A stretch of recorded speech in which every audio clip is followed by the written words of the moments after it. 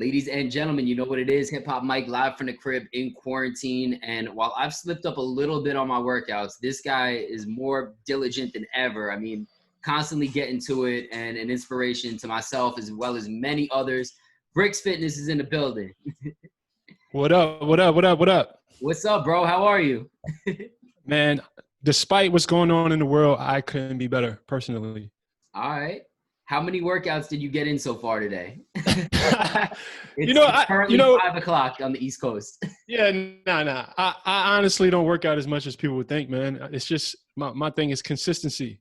So, you know, I'm like everybody else, man. I work out 4 or 5 days a week, 45 minutes a day. You know, it's nothing too crazy. It doesn't take a shitload of exercise to get it done. Awesome. Well, that's kind of why I wanted to talk to you today. So I've been keeping up with you for a while. And like, as I've went through my journeys with weight loss and getting like more physically fit, I've come across your videos as well as many others. But one thing in particular that I think made me get stuck on your videos as opposed to a lot of others is it's not necessarily just like empty motivation. I feel like you're somebody that's constantly just, you know, on it, whether it's about the food, the diet, and more so discipline.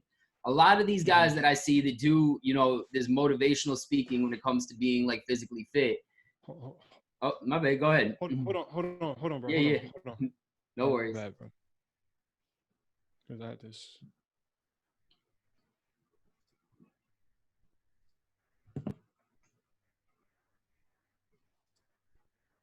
All right, we're good. My bad. My headphones died.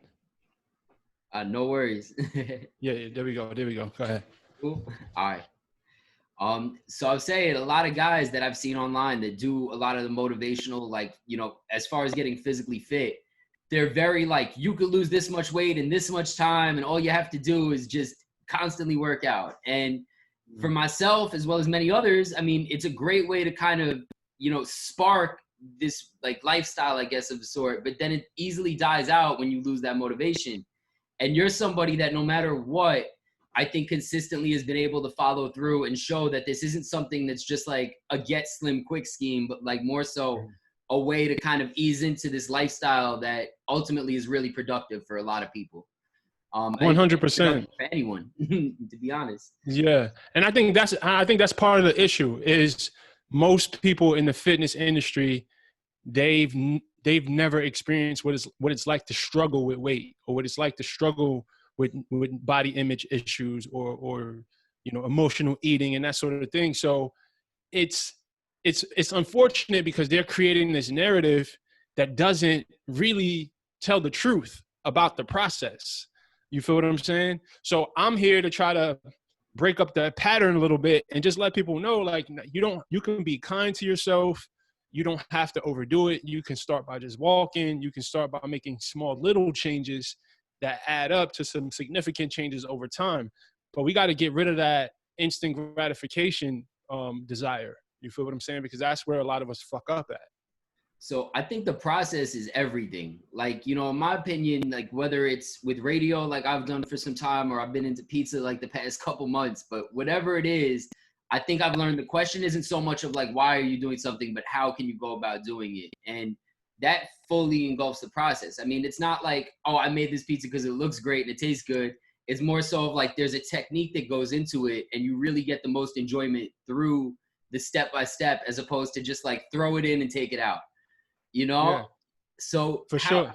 I want to take it back because I mean, you're a dude that I think started out as a normal dude. You know, you weren't somebody who was born with like a six-pack, physically fit. You've went through the processes of like having these habits that maybe haven't been the best thing as far as the lifestyle that you've chose, but worked through them. But where did this journey begin for you, and like why the choice to get physically fit? Was it just natural, or did something spark this? Man, I struggled with weight issues for at least 10 years before it stuck. The place where it stuck was I had hit rock bottom in my life. I had lost my job. I lost my wife. I lost my car, my crib, because I caught a felony, right? So I made a bad decision one morning, and I got in trouble with the law.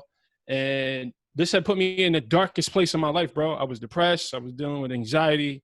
I was broke. you know, I really contemplated taking my own life. And I'm like, yo, in that moment, I had to make a decision. I'm like, okay, are you going to take your own life, or are you going to do something to take control of your life? Right. And if it wasn't for my kids, bro, I can't say that I would have made the decision that I made. So what I was doing is I'm like, okay, I'm assessing my life. I'm like, okay, where can I put some energy that essentially will be the first domino, right? That knocks over everything, and that kind of fixes the rest of the areas of my life. I'm like, okay, well, if I get my health together, if I get my body together, that confidence, that vitality, that, you know, all the effects of changing my physical appearance would essentially fix my life. And that's exactly what happened. Mm-hmm. See, and I want to point out for people watching that just strictly the motivation that sparked this, it wasn't necessarily anything that's like materialistic in the sense. Like so many people, I think, want to get fit because they want to look a certain way.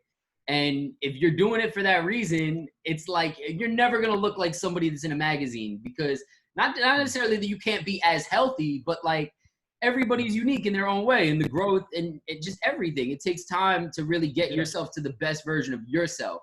So I love the fact that you say that this was something that you did that was kind of more so to push over the domino, because it's a mental health benefit to it. It's definitely just an approach at life, like as far as looking at things more clearly. And when you're exercising and you're getting healthy, it actually does more, like it's more beautiful what it does to the mind than it could do to anything physical. So 100%. So I like to say, like, the transformation that happened physically, right, on the outside is nothing compared to the internal, the mental, the spiritual transformation that happened because of the process, for sure. I think too, I mean, you tell me if I'm wrong, but you get that mental gratification way before you get the physical appearance gratification. Like you almost immediately. But only if you're paying attention. You feel what I'm saying? Because what most people are doing is they're scale watching, they're mirror watching. And that's when those are the people who say, yo, I'm not getting any results. But I'm like, yo, I bet you your mood is better. I bet you you're sleeping better. I bet you your skin is clearer. Like, what are you talking about? You're not getting results. You got results the very first day. That rush of adrenaline that you felt as you left the gym feeling accomplished. Like, that's the results. So if people start focusing on the real results, that'll help them sustain. That'll help them find some consistency with this. So, I mean, I have a lot of questions. So, I mean, I'd say first, let's get to the mental health aspect of it. Do you complement these workouts with like meditating? Like, how do you do the work outside of just the physical work? Because you could run every day, you could go to the gym, and yes, it's going to help you mentally evolve. But like to even be cognitive of it, are you doing work on the side as far as like the meditating, or do you read a little bit about, you know, how to kind of look at certain things? Because perspective is key too. Yeah, for sure. But here's the thing. I don't want people to listen to this because I'm gonna give you everything I do. But I do want to give a disclaimer.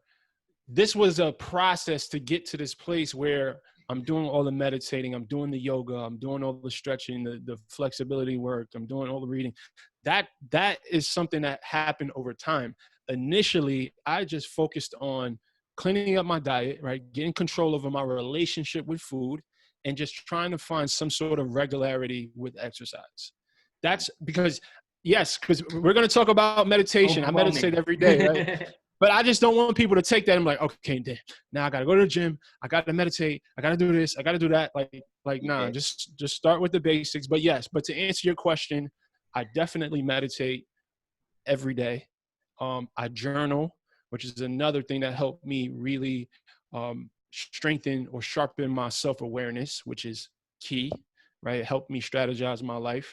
I definitely do a lot of reading. You know, I was a goon from Brownsville, bro. So I didn't even really read until about 5 years ago. And that's one of those things that, just like exercise and good nutrition, changed my life on a level that I wouldn't begin to be able to find words for. But reading is definitely a big part of my life. So all of those things, man, it goes into this gumbo of just mental, physical, and spiritual wellness. So I probably should have asked the second part of this question first. Where was the first speed bump for you? Because I know everybody, no matter who you are, how disciplined you are, there's a point that you hit that's always kind of like, do I grab this piece of food or do I skip this run? Was there a speed bump, and how far into your journey was the first one, would you say, and how do you overcome that? Oh man, I had a lot of speed bumps, Mike. I gained back 60 pounds at least 4 times. Wow. Right. At least 4 times. And then it got to the place, honestly, where, because it's been 7 years now, I gained back like 30 pounds every winter, every single winter, 30 to 40 pounds.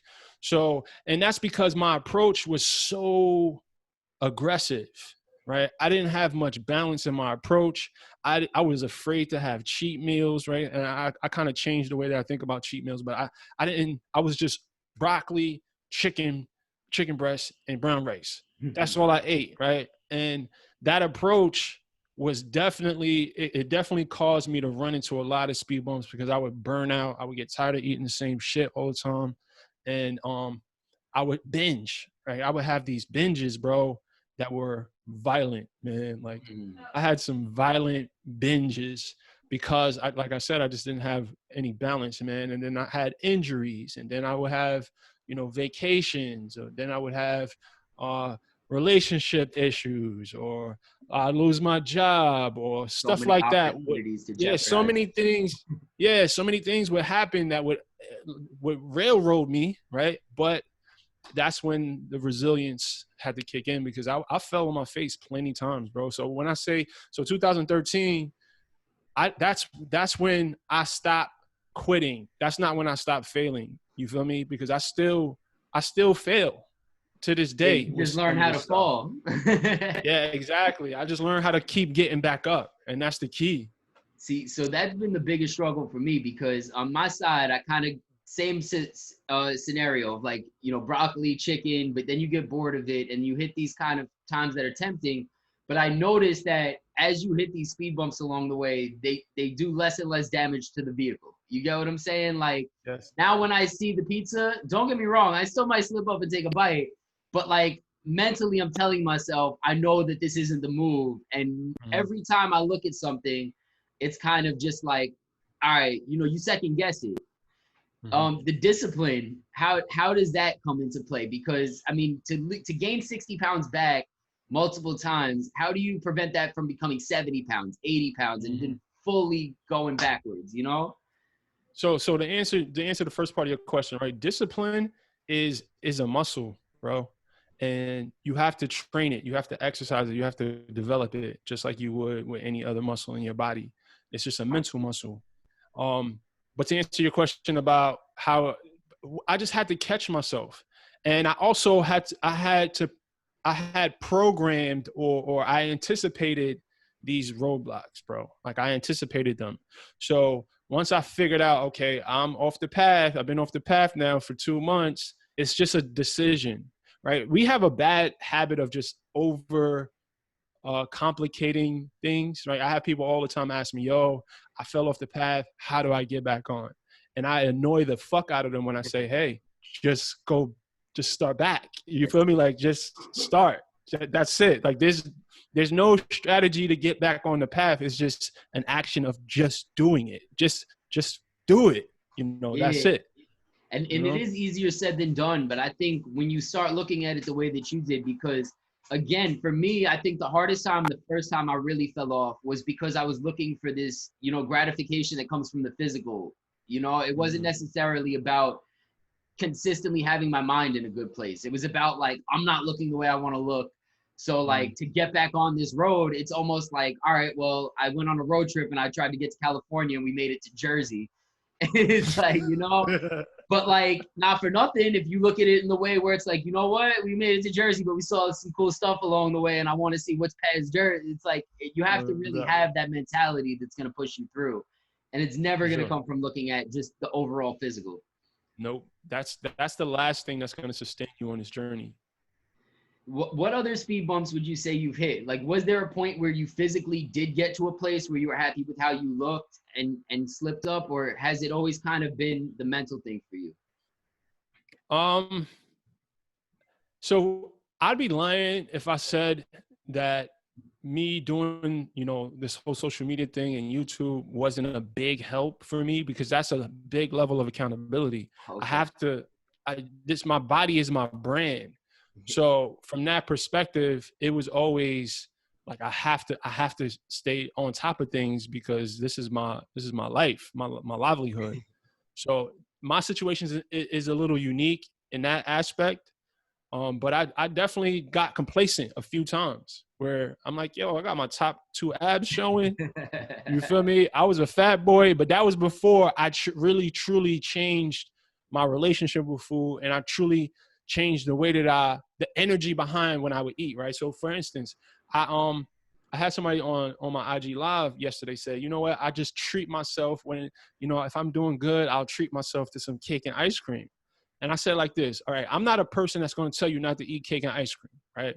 But what I am going to tell you to do is not look at it as something that you're doing as a favor to yourself, because you're not, right? Because if you think about what that sugar and what those processed foods are doing to your body physically, that's the last way to show yourself love. That's not showing yourself love. So when you do it with the understanding, like, all right, I'm going to eat this. Because it's balanced. It's, you feel what I'm saying? Like, I enjoy it, but I'm not going to look at this as a treat. I'm not going to look at this as something that I'm doing a favor to myself, because it's not. So now when I do it, I'm like, yo, I'm about to do myself a little dirty right now. And it changes the energy behind the experience, bro. It changes the energy for sure. And not for nothing, I think when you look at it like that too, you're less likely to enjoy it, because I mean, anytime that I've really got on point with eating healthy, like a treat to me nowadays is like an acai bowl with like some fresh fruit, maybe more sugar than I'd like, but I think but still, ice cream, you're like, Yeah, thanks. And that's another thing too, bro. Like, I pay attention to how certain foods make my body feel, right? When I was in the hood eating chicken wings and fried rice every day and McDonald's every day on Rutland, I didn't know how good my body was supposed to feel, because that was my baseline. I ate like shit every single day. But after a while of just getting that stuff out of my system, and then when you reintroduce it, if you pay attention, because our bodies are brilliant, bro. You feel it. They're brilliant. You feel that shit, bro. I feel it. So now it's like, okay, I do it with the understanding that, I'm really doing myself dirty and I'm going to feel the shit in the morning, but it also takes some of the appeal away from it. I got you. So, I mean, I didn't even really mention, and you briefly spoke about it, but social media and being this influencer now, I mean, where does that come into play, and how far into your journey did you decide to kind of, take this to the screen and hold yourself accountable through, I mean, at this point, thousands and thousands, tens of thousands of viewers, Yeah. So the crazy thing is, Mike, from day one, bro, March 1st, I had a double chin, bro. I have videos saying that, yo, one day I'm going to be a trainer. I'm looking into the camera, right? My double chin and shit. One day I'm going to be a trainer. I'm going to have a 6-pack. I'm going to inspire millions of people. And I kind of just spoke it into reality, bro. Something just kind of like a light bulb went off in my head one morning. And I just knew, like, I have no other way to explain it other than that, bro. I just knew it, and I kind of just spoke it into existence. Just went with it. Do you feel like, because I think another problem that I have is I don't have friends that are necessarily as disciplined as I am. And like, when I go to the gym, I go to the gym. When I go for a run, I go for a run. Otherwise, it's 50 people telling me like, yo, come hang out. Let's get food. Let's get drinks. Let's smoke some hookah. I'm not with any of that, but a lot of times I don't have people that are like trying to push me in the right direction. Honestly, even more so when I worked at a barbershop in Brooklyn, I would come in with like a tuna and they'd be like, that smells terrible. We miss Fat Mike. How do you deal with that? And does social media do that for you? Because I feel for me, I've always wanted to kind of get the social media coverage, I guess, even personal coverage of me like going through the journey.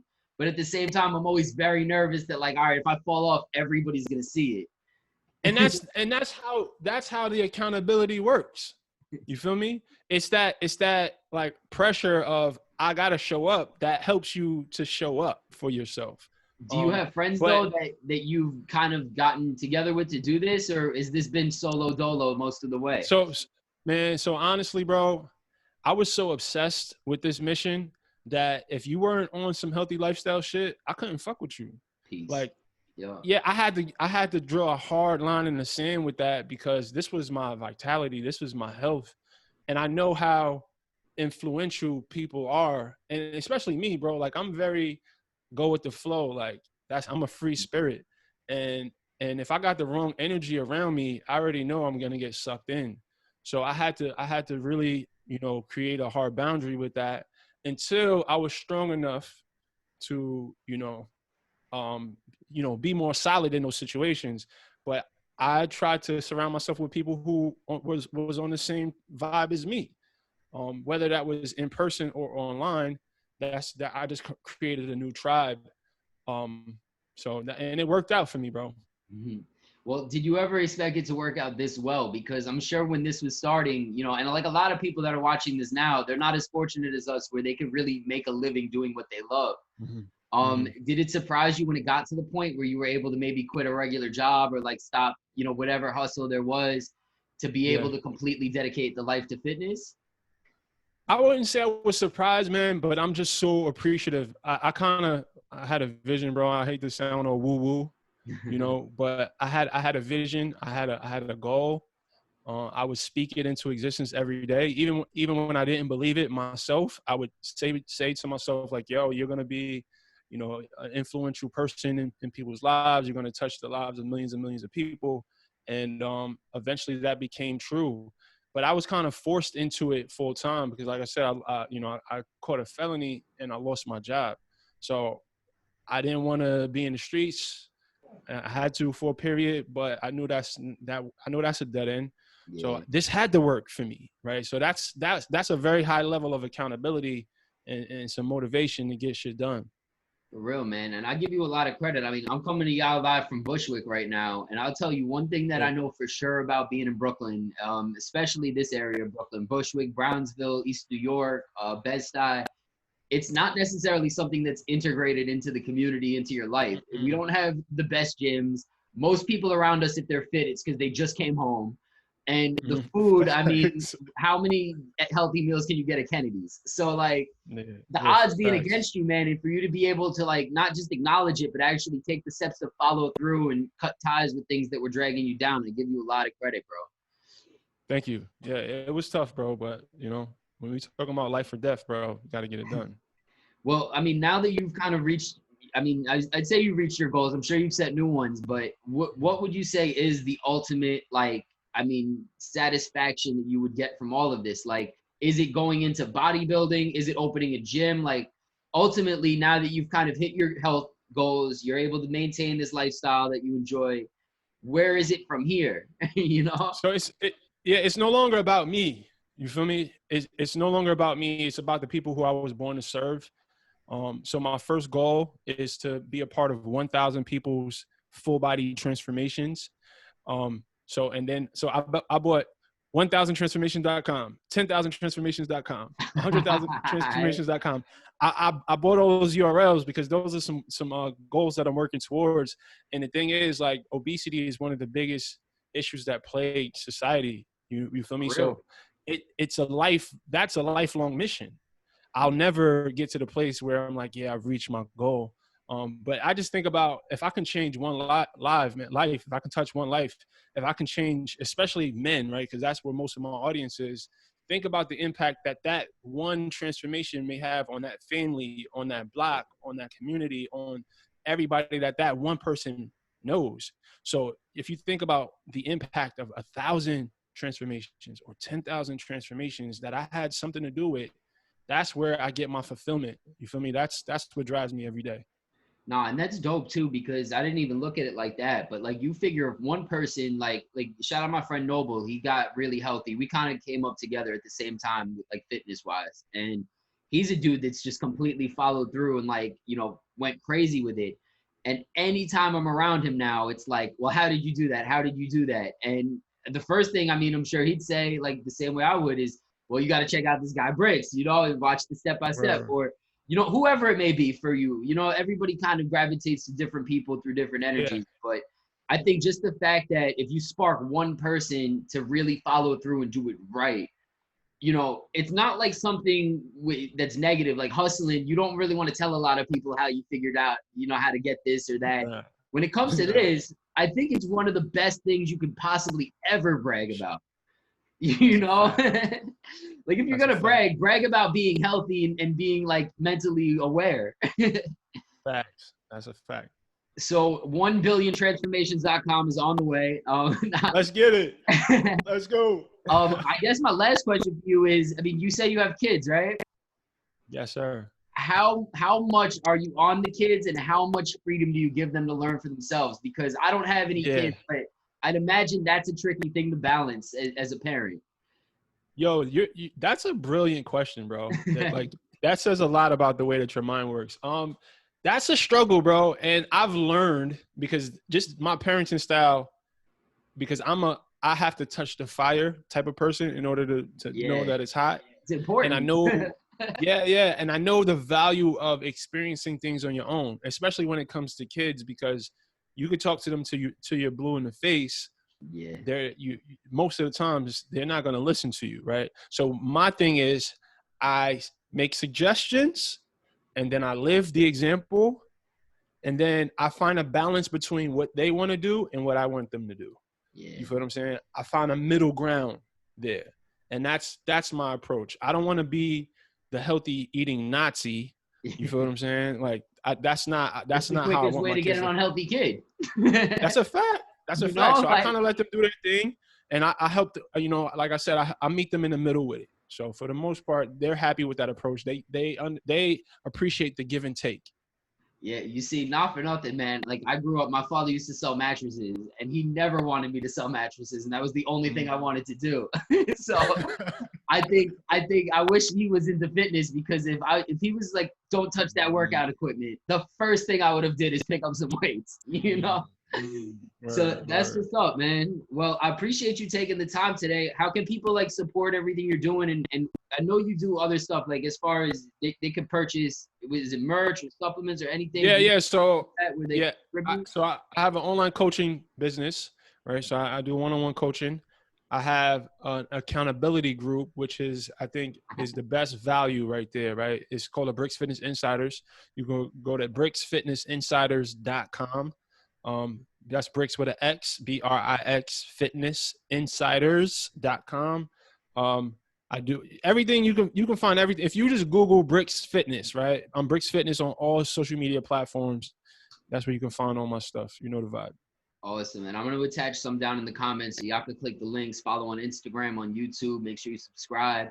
I'll say this too, bro, before we go. The fact that you don't only have the coaching program, but also an accountability program, I think says a lot, because I was going to ask you right after you said you have the coaching program, what do you do with people that like come for one session, then don't come back?